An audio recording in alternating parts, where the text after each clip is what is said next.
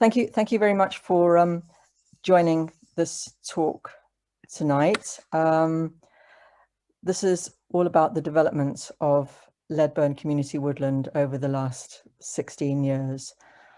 I've been involved with the woodland for the last 14 years, and it's been really interesting to see how it's changed over time, and I've learnt quite a bit about the history of the place and also about plants and animals there as well. Right, got a problem. Oh, sorry, gonna have to edit that. This is from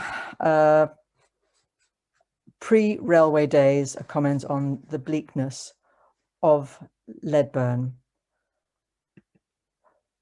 which is south of Edinburgh. It's the highest piece of land between Edinburgh and Peebles. It's just under 1,000 feet, and as many people who travel across the borders will know, after the A68 and the A7, it is one of the snowiest spots, and sometimes the junction just north of Leadburn can be closed. As you can see from the map on the left, the star marks the woodland. It's bracketed by A703 and the A701 down towards Moffat. And within that triangle, the land belonging to the woodland is bounded by two railway lines, one from Edinburgh down to Dolphinton, former railway lines, and the other one from Edinburgh down to Peebles. Within that area, there are the original former railway lines, which make very good even footing all the way around. So nice, easy walks, pretty much on the level, good gradients, and then across the woodland, more paths have been developed to give people a chance to walk across the woodland. This slide shows the view towards the Pentland Hills in the distance, and you can see the history of the land in that the ridges and furrows of the original plantation of the forestry is still in evidence, even though the woodland was clear-felled over 20 years ago. The brown patch that you see beyond the ponds is a raised bog that was restored in 2009. And then the 5 ponds that you can see were all developed in 2009 as well. We've got 4 permanent ponds and 1 seasonal pond, which is the top left-hand one. It will disappear during the summer and drier months and then be around when it's wet. I should mention that this photograph was taken by Rachel Coyle, who's working with the woodland from Tweed Forum to help us develop our raised bogs at Leadburn. And Rachel has been joint client on behalf of Tweed Forum on our recent applications for raised bog funding. More about that later. But I just thought that because we're not actually at the woodland tonight, it would be a really good thing to take you on a virtual tour of the woodland. So where we're standing here in this picture taken last winter, we're looking down south towards Peebles along the railway line, and where it opens up at the end of this row of trees marks the boundary of the woodland with the neighbouring farm.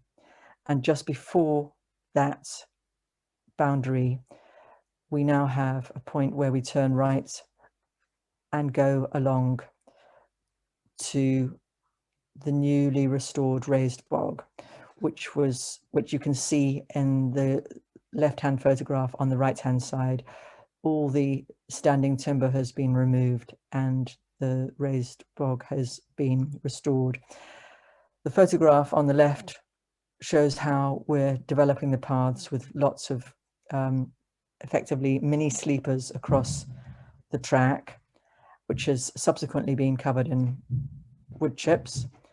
And the turn along the west has been bounded by a boardwalk, which we were very lucky to have donated to us through Forestry Research.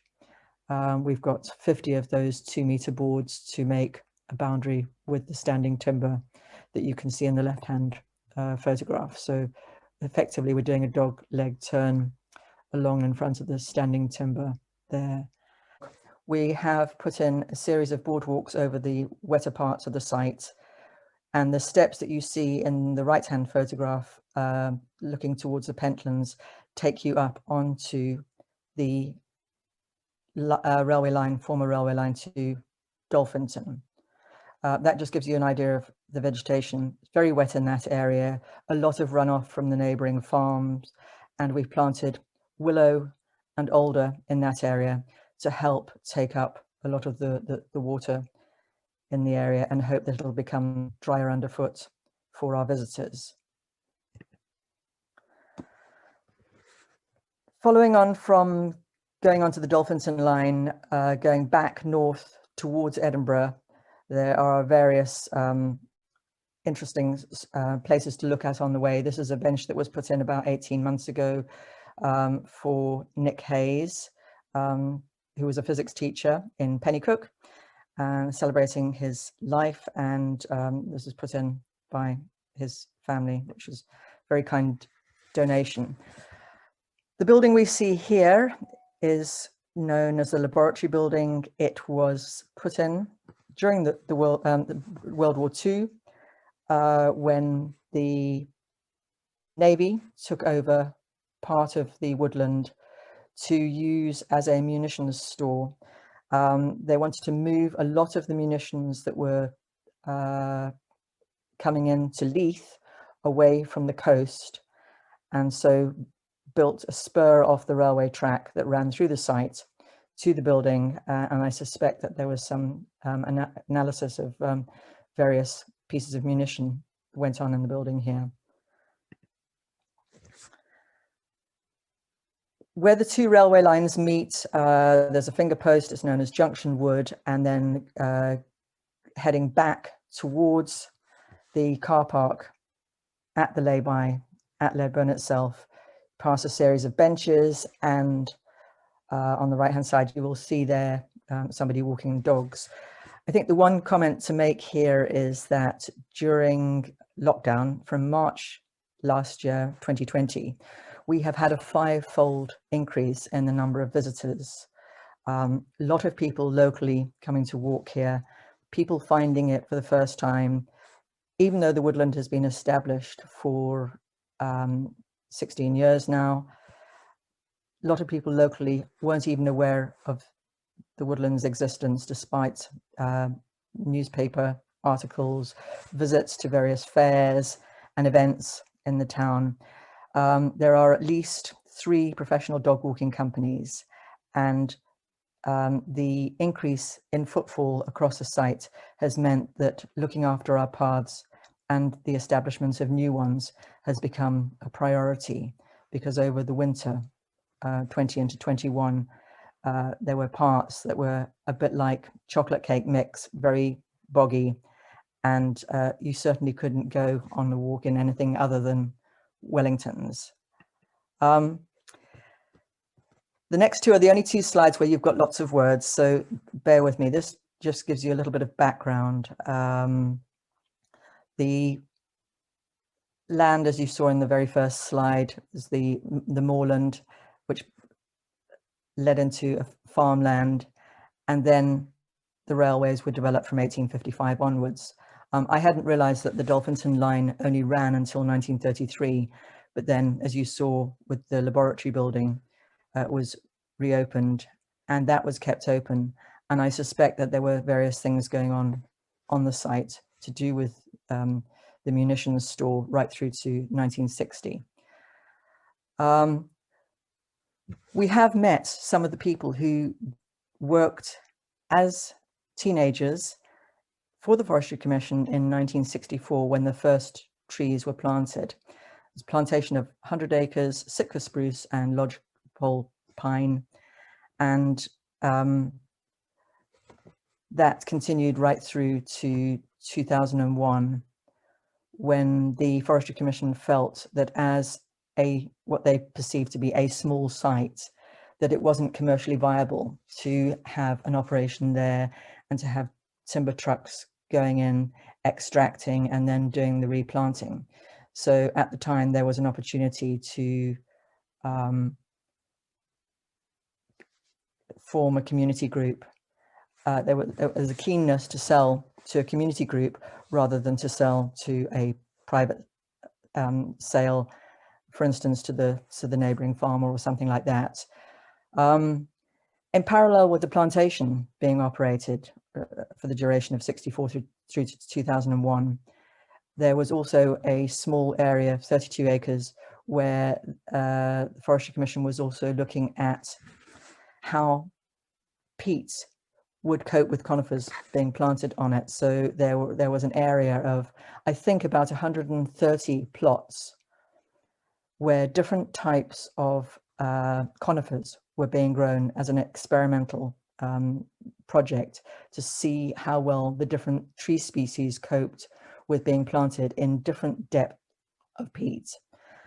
That ran right up until 2005. Anyway, the group, the Friends of Leadburn Community Woodland, was established in 2005, and with funding from various sources, as you can see, the land purchase was made, and Jeremy Purvis, who was then, I think, our local MSP, planted the first tree in April of 2007. Sad to say that his oak has not thrived that he planted on the 1st of April. It's still there, but compared to the oaks around it, hasn't done very well. At some stage, I'm hoping he'll come back and have a look at that. Hand in hand with setting up the paths, we decided that we needed to establish ponds on the site. So that was done with REN funding, and we started the work on restoring the raised bog. The original raised bog, which runs on the western boundary of the site. That was a project that used dams, 330 dams, into the area of peat. And that was carried out by SWT, which I'm sure will be of interest to everyone on the call. This is an overview of our recent activities. Essentially, what we try and do is have one volunteer day a month, which is the last Sunday of the month. And this year, Monday sessions have also been set up, which have been organised by the stalwart of the woodland, Rick Smith, who has been organising sessions to do tree planting, maintenance of tubes, removal of tubes where necessary, digging of ponds. And in addition to our own volunteers, we have been very fortunate to welcome people from a wide range of groups, including BFT, the Green Team, and this year, so far, we've had the Lothian Conservation volunteers with us for 6 visits. A few years ago, we had a chance to buy the new peatland demonstration area, and we went through the process of gauging response from our membership. Our membership initially was 26 people, but we decided to widen our membership to anybody who bought Christmas trees from us. By buying a tree, they automatically became members of the woodland. When we put out a leaflet to every house in our catchment area, which is effectively Howgate, Edelston, Lamanca, and the edges of Pennycook, we had over 200 very supportive responses from people saying that we should go ahead and try and buy the new piece of land. And so in 2019, the land purchase was completed, and rather than try and replant it with anything other than conifers, we decided and were guided by the depths of peat across the site to restore that area as a raised bog. So nearly 4 hectares were felled, and through a very wet winter into May 2020, the felling was completed and we were successful in our application for funding, and the bog restoration work was done earlier this year. So that just gives you a bit of a quick overview. I just thought it might be interesting for you to see the range of things that are happening on site. This is just an overview of the types of plants, insects that we have around us.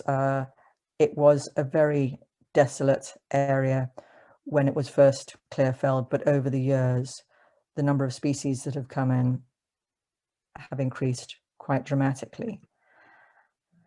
This is a view a few months ago, looking north towards Pennycook, and on one walk counted more than 400 of these northern marsh orchids.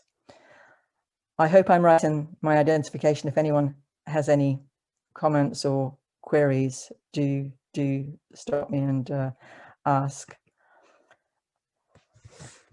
You saw from the aerial shot that we have 4 large ponds. The one on the left is where we have a lot of wildlife activity.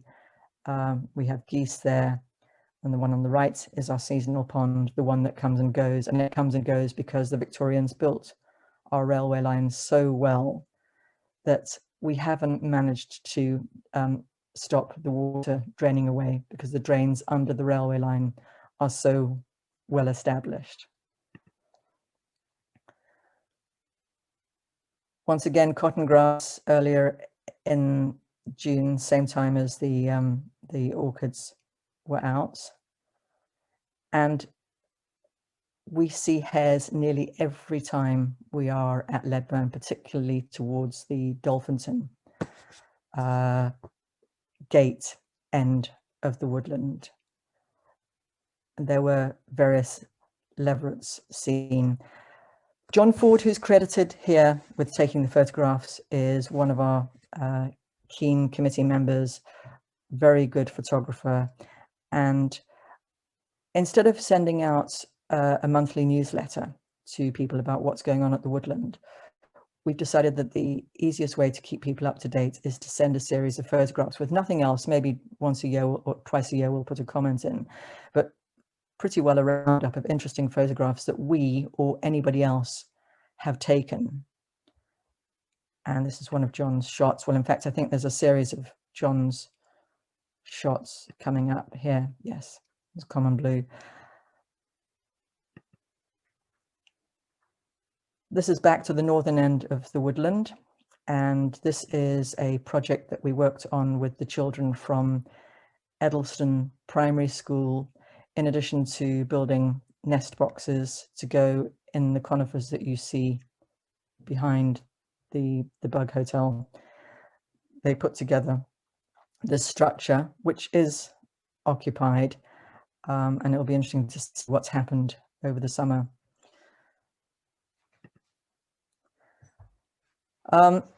Just going back to the photographs, one of the things that we have noticed with the wildlife at Leadburn is the increasing number of photographers that we're having visiting the woodland. I understand that there's an Edinburgh Photographic Society competition coming up shortly, and a few people in the last couple of weeks have been on site taking photographs in preparation for the annual competition. So the word is spreading, what's word of mouth, as to what is being seen there. And in particular, we have a keen group of people monitoring the butterflies, the moths, and the dragonflies and damselflies on the big pond. I think there's somebody who lives in Bonnyrigg who comes down regularly to check on the dragonflies and damselflies, and sends us photographs of those. So this is the really fun bit, getting together with other people, and it's been particularly important over the last 18 months is having a group of people to work alongside, meeting new people and getting them involved in a range of activities. Rick, who you can see in the center carrying the tubes, has been the leading light of the whole volunteer activity. And on this particular day, they were going to be planting a series of trees. I think we've got 200 on that boundary that marks the edge of our woodland with the neighboring farmland. And the Monday volunteer group has grown and grown over the summer, which has been good fun. We have also got very kind neighbours. Our local quarry, when contacted to ask to deliver a load of aggregate, this is type 1, phoned back a couple of days later and said, no, you're not paying for it, we're donating it for you, which is why there's a sign at the top there to say that they were donating a tipper load of aggregate for us. And it was a donation from the lorry driver as well, because he didn't want to be paid for the delivery. So it meant that we had material that we could use for our paths. And next to that, behind Lawrence, who's standing there with the wood chip behind him, that wood chip was donated by one of our local business owners, Davy Murray. And every time we go to Leadburn, in the last couple of weeks, there's been more wood chip there, which has been great to have for our paths. So we're very grateful to them and have credited them on our latest leaflets. This is where those wheelbarrow loads were going, and anybody who was involved in that will know what some horrible work it was. The further the path got away from the source of the gravel towards the building, the slower the trips became, and the more in need of chocolate biscuits and coffee we were throughout the mornings. But I have to say, apart from a couple of days, the weather was very kind to us this year. I think this was a very good activity, the creation of a new pond, very close to our Peebles Edinburgh line and close to the entrance. It's the first bench that you come to now has a new pond next to it. So that was dug, I think, over the space of either 2 or 3 consecutive Mondays, and there is a bamboo marker with depths on it to indicate how quickly that's filling up. And there are plants being put around the edge. I think we've got some flag irises that have gone in fairly recently, and other plants waiting to go in as well. I think our 4th or 5th or possibly the 6th visit from the Lothian Conservation volunteers, once again working on the newly restored bog and putting in the sundew path, which now where Tony in the pink shirt is, leads on to the series of boardwalks. And that corner, which looked as though it needed a lot of work done on it, is almost completed. So we're hoping that we're going to be able to formally open that path within the next couple of weeks. Right, this is the bit about how do we get together the funds to run all the things that we do at the woodland. Once again, Rick is centre stage in that middle photograph with Father Christmas, Florence, and Neil holding a coffee mug there. We have had all the Sitka and lodgepoles, or lodgepole and Sitka in this case, on the site regenerating very quickly. And from about 2011 onwards, we decided that the easiest way of getting rid of the trees, rather than thinning them, chipping them, moving them off site, was to see whether there would be a market for our weeds. We didn't want to have lots of lodgepole and Sitka in place because we were already planting a wide range of species. We'd been planting up to 38 different species of trees right across the site in appropriate places. So we thought we'd have a try. We thought we'd only have 1 year's worth of Christmas trees to sell. And so Rick and others in the run up to Christmas would go and select the trees, hide them, and then drag them out and then sell them on 2 or 3 successive Saturdays in the run up to Christmas. We put the word out through the local school, the Peebleshire News, the Pennycook Town Crier, and word of mouth. And that first year we took about £1,100. We were selling the trees for a maximum of £20. And if people didn't like what we had cut, they could come along and, not with our tools, but with a handsaw, bring a bow saw, or we would cut for people, and they could come and choose a tree that they wanted. We had families coming along and choosing 16-foot trees, which I find quite remarkable. And last year we had a car that drove away, and it was very difficult to tell it was a car. It looked like more tree than car. But we thought we'd only have that 1 year sale, and we've been selling ever since. And we have increased the amount of money we've made year on year. We haven't increased the selling price for the trees. I think it's still, you know, roughly £20, 25 for the very big ones. And we've put the word out. It's gone through local Facebook groups, and a lot of people come back year on year on year because they know that the funds are going to go into the woodland or onto other organizations who have benefited from the selling of our weeds. So we have been very lucky in that we haven't had to go out and raise funds or put up membership prices or anything like that, because we have said to somebody, if you buy a tree and you're happy to give us your email address, by virtue of doing that, you've become a member of the woodland, and we'll just keep you updated each month with what's going on. So the Christmas before last, when we knew that the land sale had been confirmed, we had a celebration at Christmas time. We had cakes from the local restaurants and a non-alcoholic mulled wine to hand out to everyone to celebrate the additional land purchase, all around a stove selling, and we had chestnuts to hand out to anybody who wanted them there. We don't always have the best weather at Christmas time, but we do have an event dome or tent now to retreat to if the weather gets really bad, because we have had horizontal snow and sleet during the tree sale days.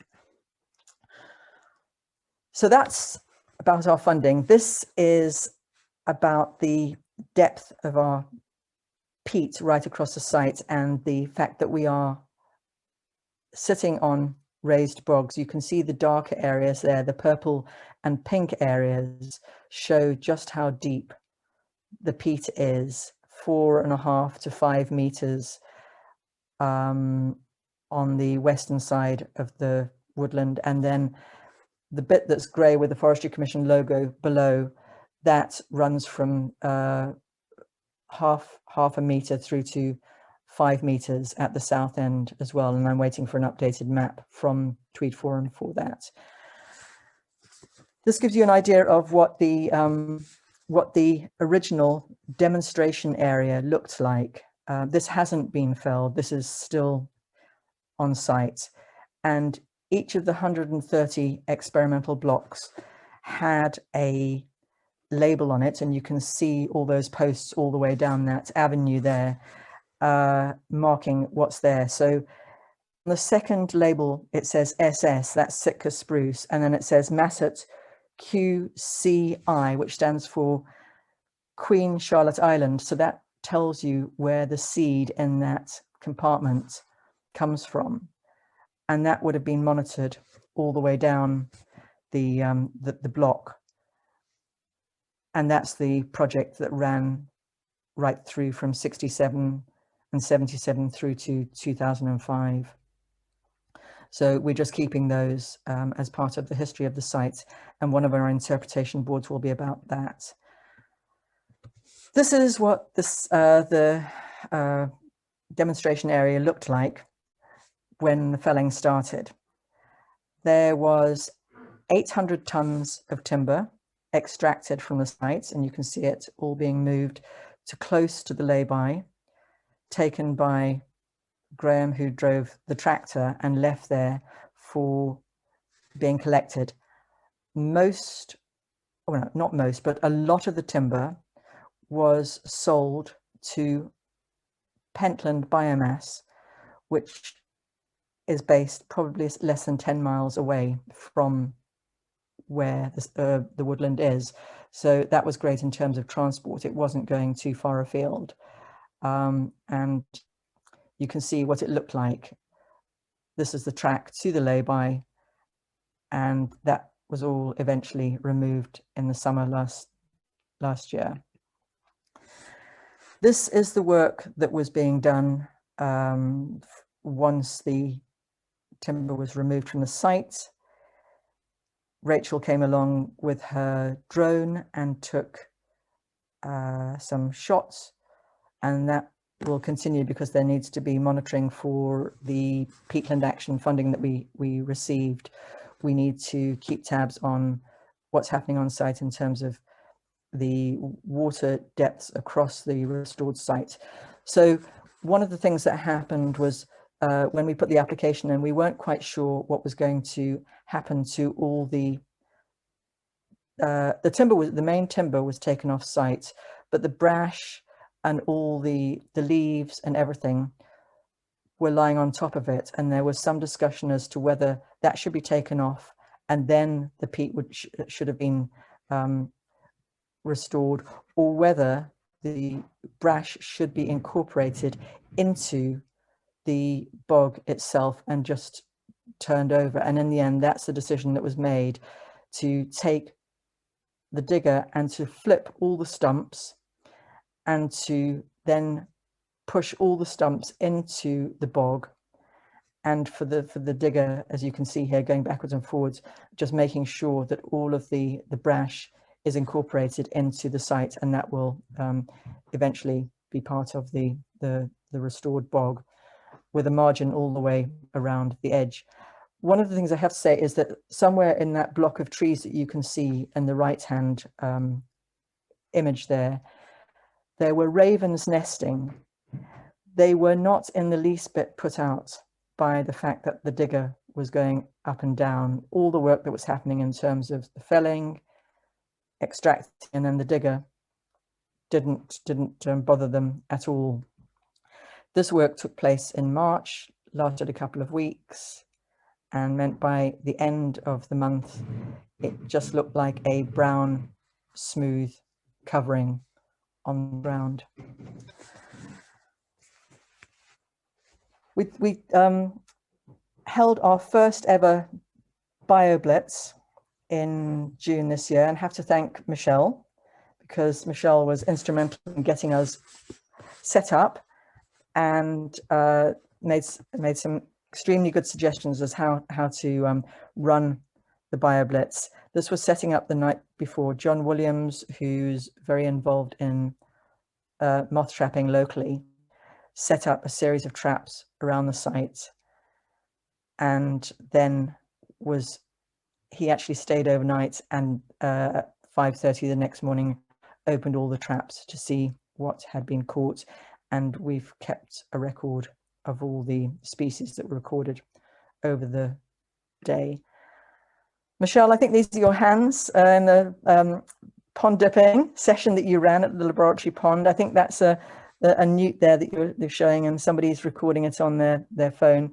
But we've had lots of people coming along to say that they're amazed at how many things there are happening at the woodland and how many creatures they've seen on site. So I'm hoping at some stage we can run a similar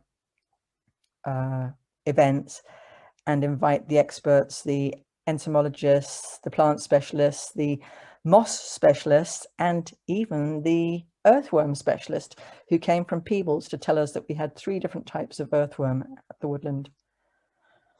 Had labels on some of the trees to let people know what they are. So that's the BioBlitz. And then just thought I'd share this with you because historically, Leadburn has been used by the Forestry Commission for their own research and reports. And there are many, many articles that have been written on what's happening at Leadburn. But we had Matthew Logan from University of Edinburgh doing his undergraduate dissertation on three different community woodlands. And he looked at Leadburn, at Dunbar, and I think Inverkeithing was the third. One, ours was community owned, one was owned privately, and one was owned by local authority. And when he finished his dissertation, he worked with John Hollingdale from the Community Woodland Association to extend the research to look at people's use of woodlands during the pandemic. So that was published, I think, as you can see, in June. And then the book on the left-hand side, there is a case study on Leadburn in there. That was done in 2007, just as the woodland was established, looking at the species that were on site at that stage. So it'd be very interesting to re-invite the Botanical Society of Scotland to come and see how things have changed in 14 years. Lastly, it's very important to have people to help us and guide us, and these are the various groups who we've had contact with over the years. And it's been great to have everyone around. Recently, we've had the Duke of Edinburgh Gold awardists or candidates coming from Edinburgh Academy, and they have visited 4 times this year. And we are establishing links with others. We've got a walk with John Muir Trust taking place in a few weeks' time, and I'm hoping that we can collaborate with SWT and also the Wildlife Information Centre as well. We've made contact, but I think having linkages is very important. This is a view of the woodland looking north, which is a fantastic shot. Harking back to that first image of the bleak moorland, our 2 sons used to refer to Leadburn as Leadburn Desolate Woodland. Wasteland, desolate wasteland. They have to concede now, visiting it in the last few months, that it is no longer a wasteland. It's actually very much a woodland in the making, and a bog as well.